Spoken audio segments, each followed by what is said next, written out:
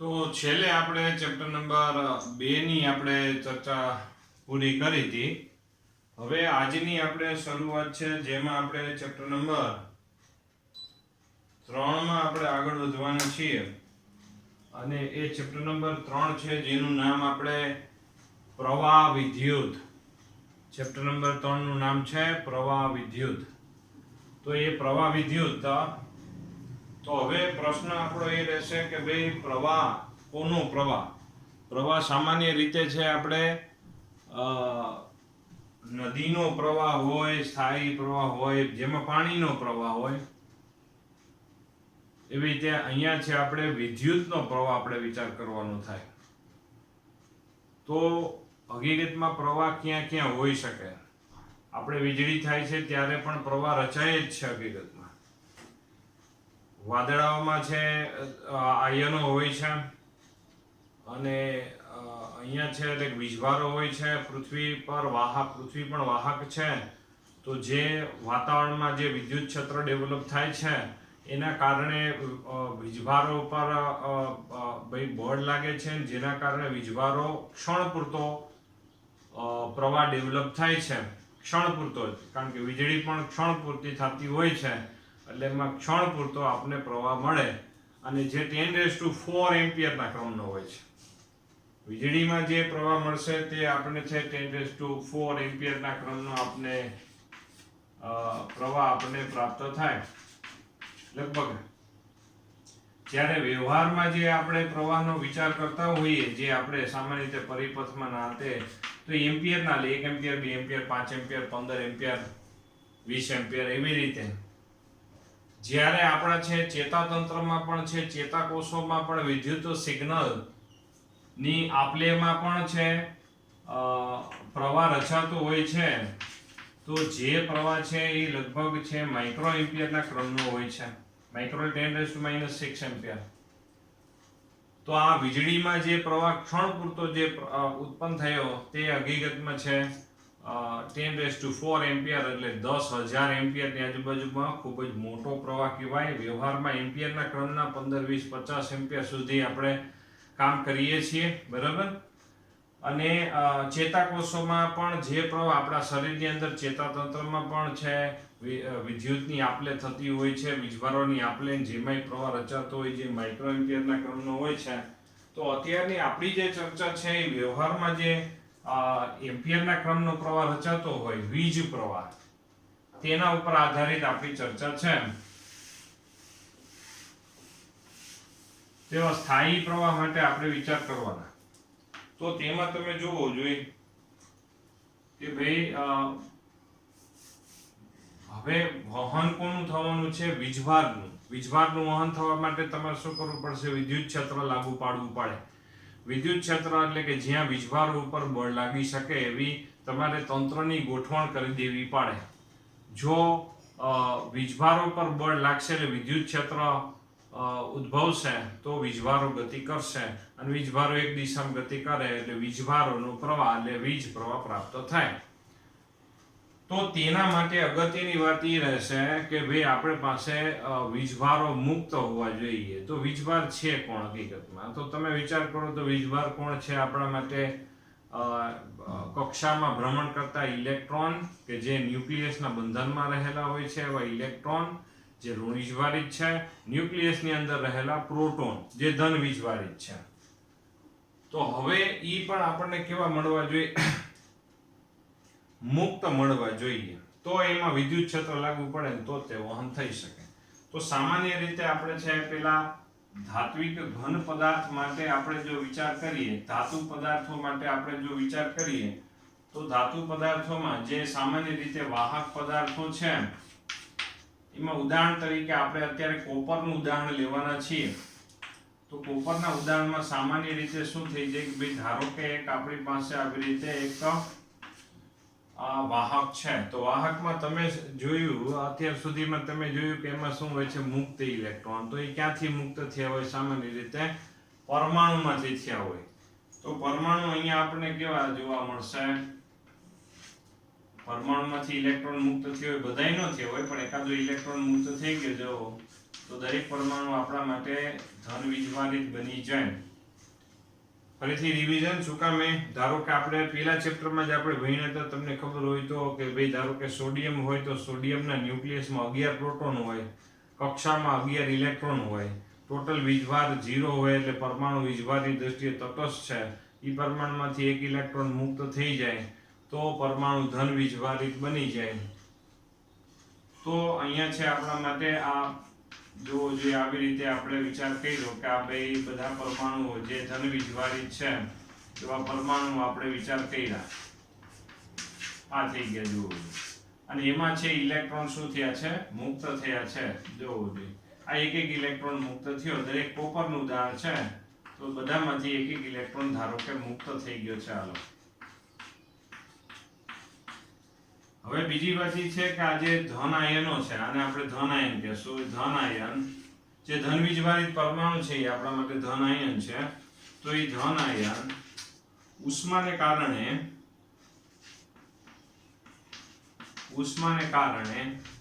ધન આયનો ઉષ્માને કારણે અસ્તવ્યસ્ત દોલન કરશે. અને એ અસ્તવ્યસ્ત દોલન કરશે, બધા અસ્તવ્યસ્ત આમ દોલન કરતા હશે, જેથી ઇલેક્ટ્રોન છે એ બદલતા વિદ્યુત ક્ષેત્રની અસર હેઠળ આવે. બદલતા વિદ્યુત ક્ષેત્ર એટલે માની લો કે હું ઇલેક્ટ્રોન છું, આજુબાજુ રહેલો કોઈક ધન આયન મારી નજીક આવે તો એ ધન આયન ઇલેક્ટ્રોનને શું કરશે? આકર્ષશે. તો ઇલેક્ટ્રોન એ બાજુ જાય તો વળી કોઈ બીજો ધન આયન એ બાજુ નજીક આવી જાય તો એના ઉપર પરિણામી બળ વધુ લાગુ પડી જાય તો ઇલેક્ટ્રોન વળી એ બાજુ ચાલ્યો જાય. આમ ઇલેક્ટ્રોન છે સતત તેના ઉપર લાગતું વિદ્યુત ક્ષેત્ર સતત બદલાતું રહેશે, એટલે કે વિદ્યુત બળ એના ઉપર સતત બદલતું લાગશે. જેના કારણે ઇલેક્ટ્રોન છે એ કોઈ દિવસ છે કે કોઈ બિંદુ પાસે સ્થિર રહી શકશે નહીં, જેથી શું કરશે? એ અસ્તવ્યસ્ત ગતિ કરશે. તો માની લો કે અસ્તવ્યસ્ત ગતિ પથ આપણે જો દર્શાવ્યા આવી રીતે જોવું જોઈએ. અસ્તવ્યસ્ત આપણે શું દર્શાવ્યો? ગતિ પથ દર્શાવ્યો. આ ધારો કે A થી આ B સુધી આપણે અસ્તવ્યસ્ત ગતિપથ એક ઇલેક્ટ્રોનનો આ દર્શાવ્યો છે આવી રીતે. તો એવી રીતે સરેરાશ જો વિચાર કરો, કોઈ આડછેદ વિચાર કરો જોઈએ. સરેરાશ જો કોઈ આડછેદ વિચાર કરો તો શું થાય? તો સામાન્ય રીતે અડધા ઇલેક્ટ્રોન આમ જતા હોય, અડધા આમ જતા હોય, તો આડછેદમાંથી પસાર થતા વીજભારનો જથ્થો શૂન્ય થાય. તો કોઈ આડછેદમાંથી સરેરાશ રીતે પસાર થતા ઇલેક્ટ્રોન શૂન્ય હોય અને સરેરાશ રીતે એક ઇલેક્ટ્રોન છે હકીકતમાં કોઈ આડછેદમાંથી પસાર થશે નહીં, અને જેથી પ્રવાહ આપણા માટે શું બનશે? કોઈ આડછેદમાંથી ઇલેક્ટ્રોન જ ન પસાર થાય સરેરાશ રીતે, કારણ કે અડધા આમ જાય, સંભાવના વિચાર કરી, અડધા આમ જાય તો સરેરાશ રીતે કોઈ વીજભાર પસાર થતો નથી, અને જેથી આપણે કહેવાય પ્રવાહ શૂન્ય. અહીંયા છે આપણે વાત શું કરીએ છીએ કે ભાઈ બાહ્ય વિદ્યુત ક્ષેત્ર ગેરહાજર છે, ખાલી વાહક પદાર્થ છે.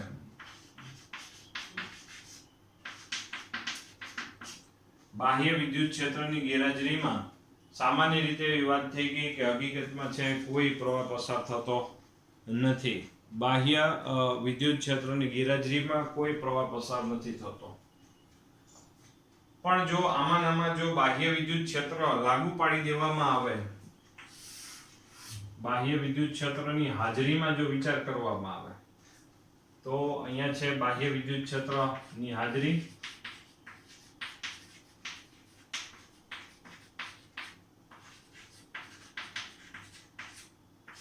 હાજરીમાં જો આપણે વિચાર કરીએ તો શું થશે કે ભાઈ ધારો કે અત્યારે પેલા ફરીથી વાત કરી દઈએ કે વાહક પદાર્થ છે, કોપરનું ઉદાહરણ આપ્યું છે, જેમાં દરેક પરમાણુ કેવા છે? ધન વીજભારિત છે. તો દરેક પરમાણુ ધન વીજભારિત આપણે દર્શાવ્યા,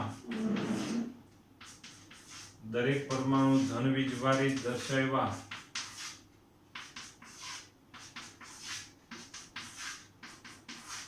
આ દરેક પરમાણુ ધન વીજભારિત દર્શાવ્યા, તેમાંથી ઇલેક્ટ્રોન શું થયા છે? આ ભાઈ મુક્ત થયેલા ઇલેક્ટ્રોન આપણે છે દર્શાવ્યા હમણાં જ, અને સામાન્ય તાપમાને ઉષ્મીય દોલનો થતા હોય છે કોના પરમાણુના.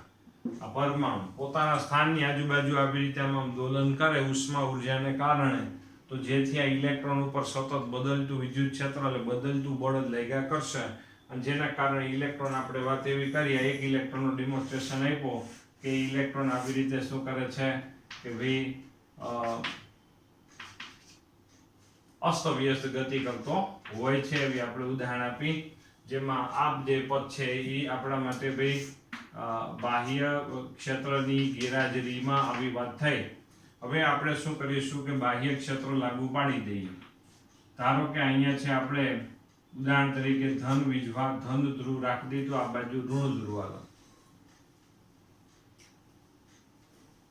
તો શું થાય કે આ ઇલેક્ટ્રોન ઉપર બધા આ બે ઋણ ધ્રુવ છે એ શું કરશે, હકીકતમાં એને અપા કરશે, ધન ધ્રુવ એને આ કરશે, એટલે સરેરાશ બધા ઇલેક્ટ્રોન અસ્તવ્યસ્ત ગતિ તો છે જ, પણ સાથે સાથે શું થશે કે જોવું જોઈએ આવી રીતે આ ઇલેક્ટ્રોન શું થશે, થોડાક આમ ધન ધ્રુવ બાજુ ખેંચાતા જશે. આવી રીતે આમ સતત ધન ધ્રુવ બાજુ શું થતા જાય, ખેંચાતા જાય. તો તમે જોઈ શકો કે ઇલેક્ટ્રોન છે આમ ધન ધ્રુવ બાજુ શું થતો જશે, વધારે ખેંચાતો જશે.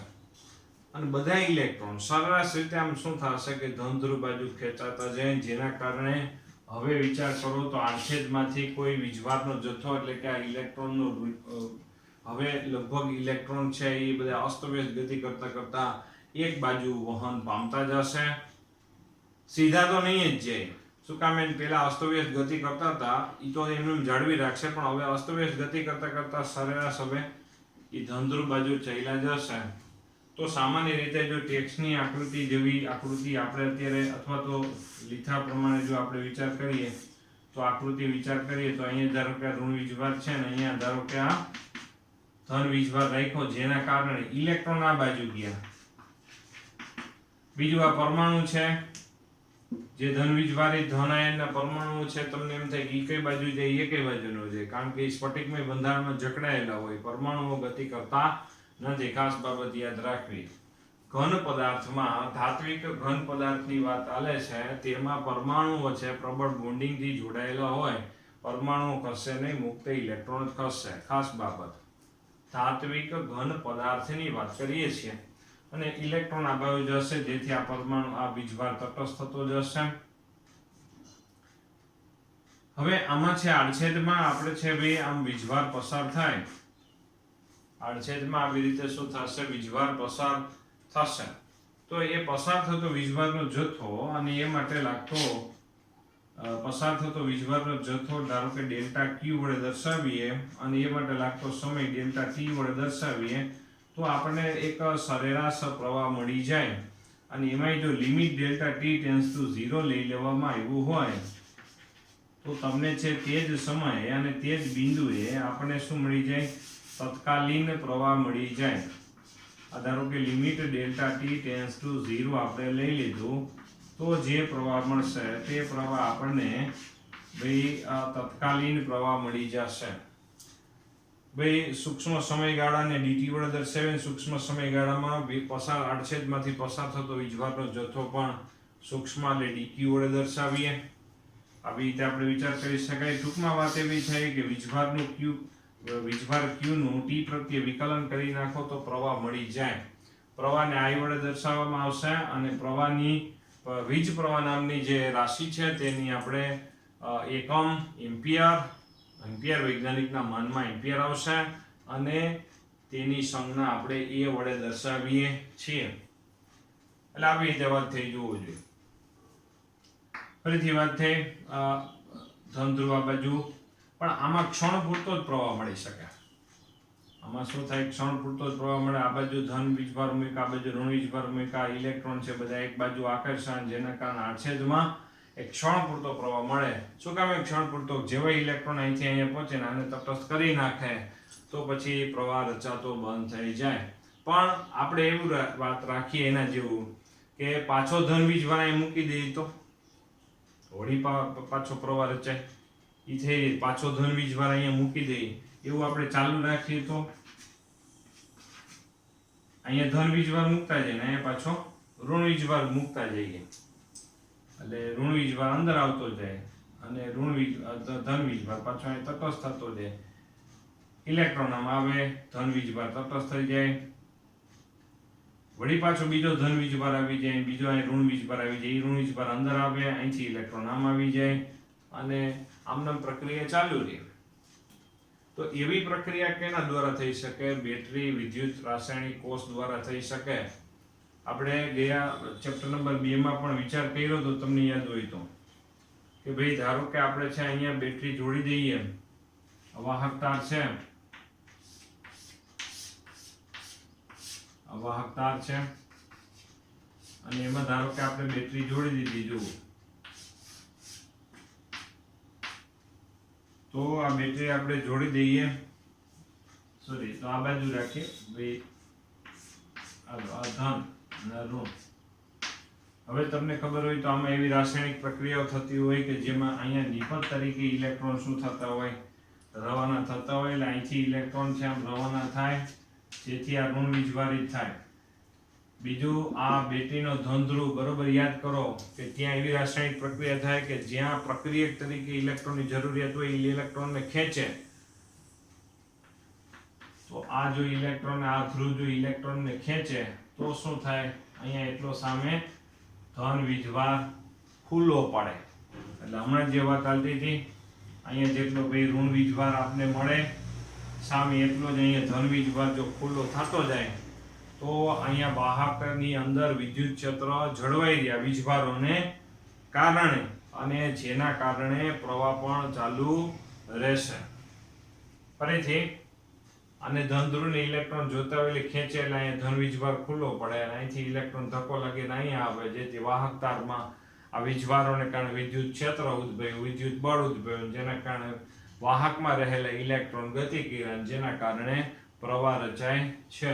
વીજ પ્રવાહ એટલે કે પસાર થતો વીજભારનો જથ્થો અને એ માટે લાગતો સમયનો ગુણોત્તર, જેને વીજ પ્રવાહ I વડે દર્શાવવામાં આવશે. પસાર થતો વીજભારના જથ્થામાં આપણે ખાસ બાબત શું રાખીએ છીએ? જે વીજભાર પસાર થયો હોય એવી બની શકે ધન વીજભાર ને ઋણ વીજભાર એવો. વાહકમાં તો ઇલેક્ટ્રોન પસાર થશે, પણ ધારો કે આપણે છે ઉદાહરણ તરીકે અહીંયા પ્રવાહીનો જો વિચાર કરો, પ્રવાહીમાં હકીકતમાં છે આયનોની ગતિને કારણે અને એવા આયનો વાળું દ્રાવણ જે હોય એને આપણે ઇલેક્ટ્રોલાઇટ કહેવાય. શું કહેવાય?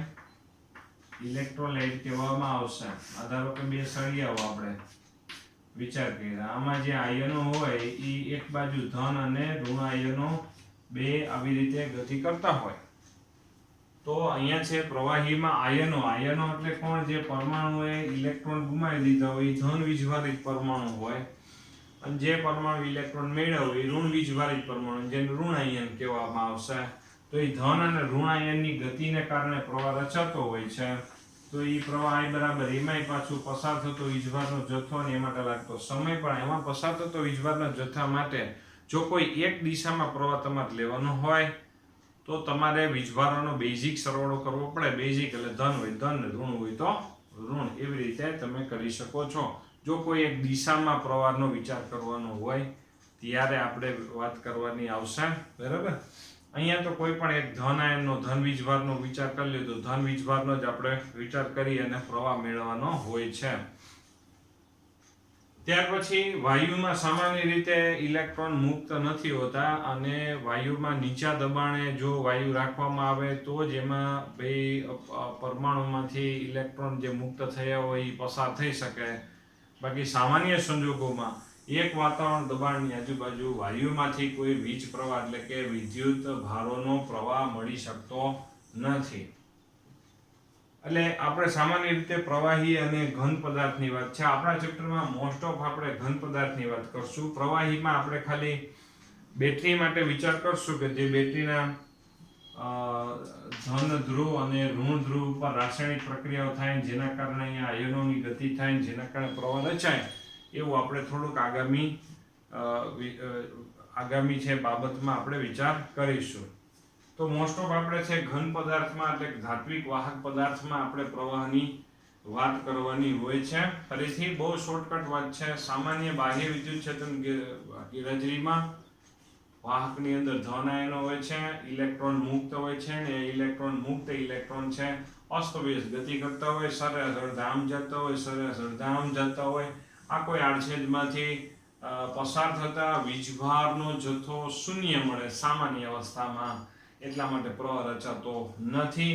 જ્યારે બાહ્ય વિદ્યુત ક્ષેત્રની હાજરીમાં શું થઈ જાય, ઇલેક્ટ્રોન ઉપર બધા ઉપર એક જ દિશામાં બળ લાગશે, ધન આયનો જકડાયેલા ગતિ નહીં કરે, ઇલેક્ટ્રોન બધા એક જ દિશામાં ગતિ કરશે અને એ અસ્તવ્યસ્ત ગતિ કરતા કરતા આગળ વધશે. અને અસ્તવ્યસ્ત ગતિ કરતા કરતા આગળ વધશે, જેથી આડછેદમાં એક ચોખ્ખો વીજભારનો જથ્થો આમ પસાર થશે અને એ પસાર થતો વીજભારનો જથ્થો ને માટે લાગતા સમયના ગુણોત્તરને વીજ પ્રવાહ કહેવામાં આવશે.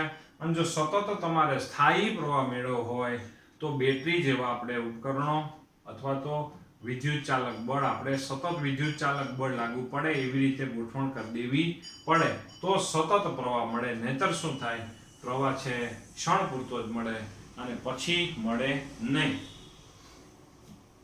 તો અહીંયા છે આપણે ચર્ચામાં આપણે છે ભાઈ આ ધન આયનો જે જકડાયેલા છે અહીંયા, બરાબર, જે ખસતા નથી, ઇલેક્ટ્રોન ખસે છે પણ એ અસ્તવ્યસ્ત ગતિ કરશે. સામે એ આ જે અસ્તવ્યસ્ત ગતિ કરતા કરતા ઇલેક્ટ્રોન પરમાણુ સાથે અથડામણ પણ અનુભવતા હોય અને જે અથડામણ અનુભવતા હોય એ અથડામણ એટલે ઇલેક્ટ્રોન એટલે વીજભારને ગતિ કરવા માટેનો જે અવરોધ, અડચણ, તેને આપણે એક અવરોધ નામની રાશિથી વ્યાખ્યાયિત કરીએ છીએ.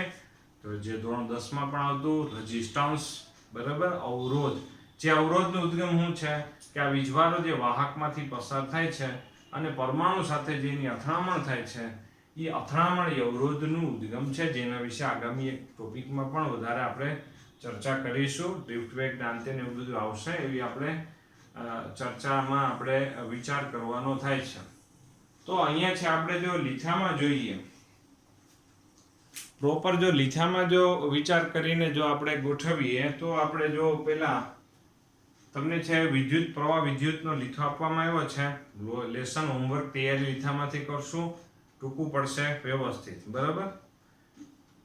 હવે એમાં પેલો પ્રસ્તાવના છે. પ્રસ્તાવનામાં જો શું છે કે વાહકમાં વિદ્યુત ભારોની ગતિને કારણે વિદ્યુત પ્રવાહ નિર્માણ અને વિદ્યુતનું વહન સાથે સંકળાયેલ રાશિઓનો અભ્યાસ એટલે પ્રવાહ વિદ્યુત શાસ્ત્ર. કુદરતી ઘટના વીજળીમાં વિદ્યુત ભારો વાદળમાંથી પૃથ્વી તરફ વહે છે, જે સ્થાયી વહન નથી, એટલે ક્ષણ પૂરતો જ આમ પ્રવાહ મળે, ખૂબ જ ઊંચા મૂલ્યનો, ક્ષણ પૂરતો જ, જે સ્થાયી વહન નહીં. સ્થાયી વહન એટલે પાણીનું ઉદાહરણ આપ્યું, નદીનું ટોર્ચમાંથી પ્રકાશ બહાર આવતો હોય તે, ઘડિયાળ છે જે સ્થાયી રીતે આમ છે વહન કરતી હોય, સેલ છે, બેટરીના કોષ છે જેમાં સ્થાયી રીતે વીજભારો એક સરખી રીતે શું થતા હોય, અહીંથી આમ જતા હોય, આમથી આવતા હોય, એટલે સ્થાયી રીતે પ્રવાહ પ્રાપ્ત થતો હોય. પેલો પ્રશ્ન વિદ્યુત પ્રવાહ વિશે સમજાવો. જો શરૂઆતના 2 પેજ એવા છે આપણા ચેપ્ટરના કે જેમાંથી અત્યાર સુધીમાં કોઈ દિવસ બોર્ડમાં પૂછાણું નથી, પણ પૂછાણું નથી એટલે આપણે તૈયારી નથી કરવાની એવી વસ્તુ નથી. હકીકતમાં છે આપણે શરૂઆત તો ગમે તે ચેપ્ટરમાં ફંડામેન્ટલ હોય એટલે એ આપણે બરોબર શીખવું જરૂરી જ છે, નહીંતર આગામી આપણે છે ભાઈ આપણું કન્ટેન્ટ બરોબર ક્લિયર ના થાય. જો શરૂઆતમાં જો વિદ્યુત પ્રવાહ સમજાવવા એના માટે શું છે કે વાહકમાં વિદ્યુત ભારના વહનની દિશાને લંબ એવું નાનું ક્ષેત્રફળ પૃષ્ઠ આપણે વિચાર કરી લે. આવી રીતે નાનું જો પૃષ્ઠ આપણે વિચાર કરી લેવાનું, ક્ષેત્રફળમાંથી ધન કે ઋણ બંને વિદ્યુત ભારો આગળ કે પાછળની દિશામાં વહે છે. વાહકમાં માત્ર ઇલેક્ટ્રોન જ પસાર થતા હોય, આ વ્યાપક વાત છે, બરાબર. એમાં આગળ કે પાછળ વહન પામી શકે. ટી સમયમાં ધારો કે ધન અને ઋણ વીજભારોનો પરિણામી જથ્થો આગળની દિશામાં વહે છે. ધારો કે અમુક મૂલ્યનો કોઈ એક ઘટના છે, એમાં અમુક મૂલ્યનો ધન વીજભાર ગયો, અમુક મૂલ્યનો ઋણ વીજભાર ગયો, તો નીચે જો તેથી Q બરાબર Q plus minus Q minus આગળની દિશામાં, એટલે કે બેયનો બેઝિક સરવાળો કર્યો કહેવાય. આ સ્થાયી પ્રવાહ માટે સમય t ને સમપ્રમાણમાં હોય છે, તો Q/2 ના ગુણોત્તરને એટલે કે પસાર થતો એ જે આડછેદ વિચાર કર્યો છે એમાં પસાર થતો વીજભારનો જથ્થો અને એ માટે લાગતા સમયના ગુણોત્તરને તે ક્ષેત્રફળની આગળની દિશામાં વહેતો પ્રવાહ કહેવામાં આવે છે. એમાં અંડરલાઈન પણ કરી નાખવાનું, બરાબર. લીધો મારી સાથે બધે રાખજો, જેથી આપણે મારે ખાલી એકલાએ વાંચવાનું નથી, તમને ખ્યાલ છે આપણે વાંચતા જઈએ છીએ, અગત્યના મુદ્દા ટેલી કરતા જઈએ છીએ, બરાબર. જો આ સંખ્યા ઋણ હોય તો પ્રવાહ પાછળ વિરુદ્ધ દિશામાં વહે તેમ કહેવાય. ધારો કે કોઈ જગ્યાએ દાખલા MCQમાં પ્રવાહની નિશાની માઇનસ આવે તો તેનો સમજવાનું કે આપણે આમ પ્રવાહ ધાર્યો તો પણ નીકળો આમ, બરાબર. એટલે એવી રીતે એટલે ઋણ નિશાનીનો આપણે છે અત્યારથી. પછી જો વીજ પ્રવાહની વ્યાખ્યા છે, વીજભારોની ગતિની દિશાને લંબ આડછેદમાંથી એકમ સમયમાં પસાર થતા વીજભારના જથ્થાને વીજ પ્રવાહ કહેવામાં આવે છે. ભાઈ એકમ સમયમાં પસાર થતા વીજભારના જથ્થાને વીજ પ્રવાહ કહેવામાં આવશે. એ વીજ પ્રવાહનો એકમ કુલમ પર સેકન્ડ અથવા તો એમ્પિયર, બરાબર. ત્યાર પછી એમ અંડરલાઈન કરી નાખશું આપણે, બરાબર, જે પ્રવાહની વ્યાખ્યા આવી. સ્થાયી વહન ન હોય તો ડેલ્ટા ટી સમય વાહકના આડછેદમાંથી વહેતો પરિણામી વિદ્યુતભાર ડેલ્ટા ક્યુ હોય તો જો દરેક સમયે સ્થાયી પ્રવાહ પસાર ન થતો હોય, તત્કાલીન પ્રવાહ આપણે વિચાર કરવો પડે. ની તત્કાલીન પ્રવાહ limit delta T tends to 0 delta Q પણ delta T DQ by DT એકમ એમ્પિયર અથવા તો કુલમ પર સેકન્ડ. પછી નોંધ છે, નોંધ આપણે છે અત્યારે કાંઈ પાકી કરવાની જરૂર નથી, પણ જે કામ આવશે. નોંધ શું છે જોવું જોઈએ. અહીંયા આપણે નોંધ સ્વરૂપે જો વિચાર કરીએ તો I is equal to dq by dt છે, તો dq બરાબર શું થાય, I dt થાય. dq એટલે પસાર થતો સૂક્ષ્મ વીજભારનો જથ્થો, અને સૂક્ષ્મ વીજભારના જથ્થાનો સરવાળો કરો. સૂક્ષ્મ વીજભારના જથ્થાનો તમે સરવાળો કરો તો તમને શું મળી જશે, કુલ વીજભારનો જથ્થો મળી જશે. એટલે એનો મતલબ એવો થયો કે Q નું T પ્રત્યે વિકલન કરો તો પ્રવાહ મળી જાય, અને પ્રવાહનું T પ્રત્યે સંકલન કરો તો તમને વીજભારનો જથ્થો Q મળી જશે. પછી જો ઘર વપરાશમાં એમ્પિયરના ક્રમનો પ્રવાહ હોય, સામાન્ય રીતે 15 એમ્પિયરના સુધીનો પ્રવાહ હોય છે. વીજળીમાં 10⁴ અને ચેતાકોષમાં ચેતાઓમાં આપણે માઇક્રો એમ્પિયરના ક્રમનો પ્રવાહ હોય છે. પછી આવશે બીજો ટોપિક, જે શરૂઆત આપણે બીજા ટોપિકથી જ કરી હકીકતમાં. તો બીજા ટોપિકમાં આપણી પાસે શું છે કે સુવાહકોમાં વિદ્યુત પ્રવાહ વિશે વિસ્તારથી સમજાવો. આ સુવાહકમાં વિદ્યુત પ્રવાહ કેવી રીતે ઉત્પન્ન થાય એના વિશે વિસ્તારપૂર્વક વાત હતી. જો વિદ્યુત ક્ષેત્ર લાગુ પાડતા વિદ્યુતભાર Q બળ અનુભવી ગતિ કરે અને પ્રવાહ નિર્માણ થાય. આગળ જો સેન્ટેન્સમાં કુદરતમાં મુક્ત વિદ્યુતભારો વાતાવરણમાં ઉપલા સ્તરમાં આયનોસ્ફિયરમાં રહેલા હોય છે. વાતાવરણમાં આપણે ઉપરનો સ્તર છે જેને આપણે આયનોસ્ફિયર કહેવાય, જેમાં વીજભારો હોય છે. અણુ પરમાણુઓમાં ઇલેક્ટ્રોન અને ધન વિદ્યુતભારિત ન્યુક્લિયસો પરસ્પર જકડાયેલા હોય છે. ન્યુક્લિયસમાં પરમાણુઓમાં ઇલેક્ટ્રોન અને ધન વિદ્યુતભારિત ન્યુક્લિયસ બધા જકડાયેલા હોય, ઇલેક્ટ્રોન મુક્ત નથી. કેટલાક પદાર્થોમાં વિદ્યુત ક્ષેત્ર લગાડવા છતાં ઇલેક્ટ્રોન પ્રવેગિત થતા નથી, બંધિત જ રહે છે. અમુક પદાર્થો એવાય છે કે જે પદાર્થોમાં બાહ્ય બળ લાગવા છતાં પણ ઇલેક્ટ્રોન પરમાણુમાંથી જે ન્યુક્લિયસના બંધનમાંથી મુક્ત થઈ નથી શકતા, અને તે લોકો બધા લગભગ અવાહક તરીકે વર્તન કરે છે.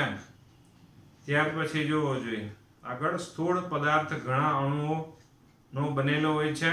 જેમ કે 1 ગ્રામ પાણીની અંદર 10⁻22 જેટલા અણુઓ હોય છે. આ અણુ એકબીજા સાથે ગાઢ રીતે જકડાયેલા હોય છે. ઇલેક્ટ્રોન ન્યુક્લિયસ સાથે એકદમ પ્રબળ રીતે જકડાયેલા હોતા નથી. પછી જો વાહક માટે મુદ્દો છે, અંડરલાઈન કરશું. ઘન સુવાહકમાં મુક્ત ઇલેક્ટ્રોન હોય છે. કેવી રીતે હોય છે, જે આપણે ડીપમાં ચર્ચા કરી. ભાઈ ટેક્સ્ટબુકમાં ટૂંકમાં કરી દીધું, પણ આપણે ખાસ બાબત હતી એટલે ડીપમાં વિચાર કર્યો. ઘન સુવાહકમાં મુક્ત ઇલેક્ટ્રોન હોય છે, જે વિદ્યુત ક્ષેત્ર લગાડતા ગતિ કરી અને પ્રવાહ રચે છે. વિદ્યુત દ્રાવણમાં આપણે દ્રાવણનો વિચાર કર્યો આવી રીતે. વિદ્યુત દ્રાવણમાં ઇલેક્ટ્રોલાઇટ ધન અને ઋણ બંને વિદ્યુતભારો ગતિ કરે. એટલે કે જે આયનો છે એને આપણે ઇલેક્ટ્રોલાઇટ કહેવાય. જે ધન અને ઋણ આયનો છે એની ગતિને કારણે પ્રવાહ રચે છે. પણ અત્યારે આપણે એની કોઈ ચર્ચા કરવાની નથી કે ભાઈ પ્રવાહીમાં કેવી રીતે વિદ્યુતનું વહન થાય. પછી એક નોંધ આપી છે, જોવું જોઈએ. કાઉન્સ કરી નાખજો બરોબર વ્યવસ્થિત. અર્ધવાહકમાં ઇલેક્ટ્રોન હોલની ગતિને કારણે, હોલ એટલે સહસંયોજક બંધમાં ઇલેક્ટ્રોનની ખાલી જગ્યા છે. હકીકતમાં આપણી પાસે વાહક, અવાહક ને અર્ધવાહક છે. આપણે અવાહકની વાત કરીએ. અવાહક એટલે કે હમણાં જે મેં ચર્ચા કરી કે કોઈ કારણોસર પરમાણુમાંથી ઇલેક્ટ્રોન મુક્ત જ ન થઈ શકતા હોય તો તે સામાન્ય રીતે બધા વિદ્યુતનું વહન કરી ન શકે, એટલે કે અવાહક તરીકે વર્તન કરે. અર્ધવાહક એવા છે કે જેના જુદા જુદા તાપમાને છે એની પરિસ્થિતિ અલગ અલગ રહે છે, અને જેના કારણે છે એમાં વિદ્યુતનું વહન એ અલગ અલગ થતું હોય છે. અર્ધવાહકનું આપણું સૌથી છેલ્લું ચેપ્ટર છે, જેમાં આપણે વધારે ડેપમાં ચર્ચા કરશું, પણ અત્યારે એટલું યાદ રાખશું કે ઈ ઇલેક્ટ્રોન જ્યાંથી મુક્ત થયા હોય તે જગ્યાને આપણે હોલ કહેવામાં આવશે. એટલે ઈ હોલ પણ વિદ્યુતનું વહનમાં ભાગ લઈ શકે છે. કેવી રીતે એ છેલ્લા ચેપ્ટરમાં આપણે જોશું, કારણ કે આખું ચેપ્ટર એના ઉપર આધારિત છે. તો અહીંયા અર્ધવાહકમાં ફાઇનલી શું વાત થઈ કે મુક્ત ઇલેક્ટ્રોન હોલ એ વિદ્યુતનું વહનમાં ભાગ લે છે. વાહકમાં કોણ લે છે? મુક્ત ઇલેક્ટ્રોન. પ્રવાહીમાં આયનો, ધન અને ઋણ આયન. બરાબર, આટલી વસ્તુ ક્લિયર બધાને મગજમાં? ત્યાર પછી જો આગળ વાંચીએ, ધન સુવાહકમાં પ્રવાહ ફક્ત જડિત ધન આયનોની પાર્શ્વભૂમિમાં ઇલેક્ટ્રોનને કારણે જ છે. વિદ્યુત ક્ષેત્રની ગેરહાજરીમાં ઓરડાના તાપમાને ઉષ્મીય ઉર્જાને લીધે ઇલેક્ટ્રોન ગતિ થાય છે, જે અસ્તવ્યસ્ત, જો કાઉન્સમાં લખ્યું છે, અસ્તવ્યસ્ત ગતિ થાય છે, જે જડિત આયનો સાથે અથડામણ પણ અનુભવે છે. ત્યારબાદ ઇલેક્ટ્રોન ફરીથી પહેલા જેટલી જ ગતિમાં આવે છે, પરંતુ વેગની દિશામાં અસ્તવ્યસ્ત હશે. એટલે કે જે તે દિશામાં ગતિની વિરુદ્ધ દિશામાં ગતિ કરતા ઇલેક્ટ્રોનની સંખ્યા સમાન હોય છે. એટલે કોઈ પણ બિંદુ પાસે જાતા અને આવતા એમ વિરુદ્ધ દિશામાં બેમાં ઇલેક્ટ્રોનની સંખ્યા કેવી રહેશે? સમાન રહેશે. અને પછી અંડરલાઈન કરશું, જેથી પરિણામી ચોખ્ખો પ્રવાહ રચાતો નથી. અડધા ઇલેક્ટ્રોન, ધારો કે અહીંયા અડધા ઇલેક્ટ્રોન આમ જતા હોય અસ્તવ્યસ્ત, અડધા ઇલેક્ટ્રોન આમ જતા હોય, સરેરાશ રીતે આડછેદમાંથી કોઈ ચોખ્ખો પ્રવાહ મળતો નથી. ક્યારે? બાહ્ય વિદ્યુત ક્ષેત્રની ગેરહાજરી.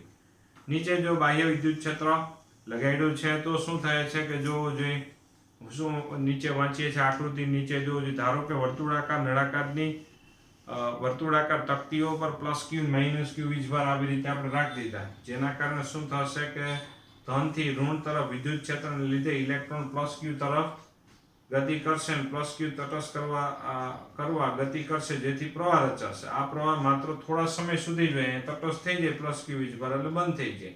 પણ જો આવું તંત્ર લઈએ કે જેમાં ઇલેક્ટ્રોન દ્વારા તટસ્થ થતા પ્લસ ક્યુને સ્થાને નવો વીજભાર પાછો અહીંયા નળાકારના છેડે આવી જતો હોય, છેડાને મળતો રહે, તેથી સુવાહકની સ્થિત વિદ્યુત ક્ષેત્ર એ રચાશે અને સતત પ્રવાહ જળવાઈ રહેશે. આવું તંત્ર સ્થિત વિદ્યુત ક્ષેત્ર જાળવી રાખે તે બેટરી અથવા તો વિદ્યુત કોષ છે.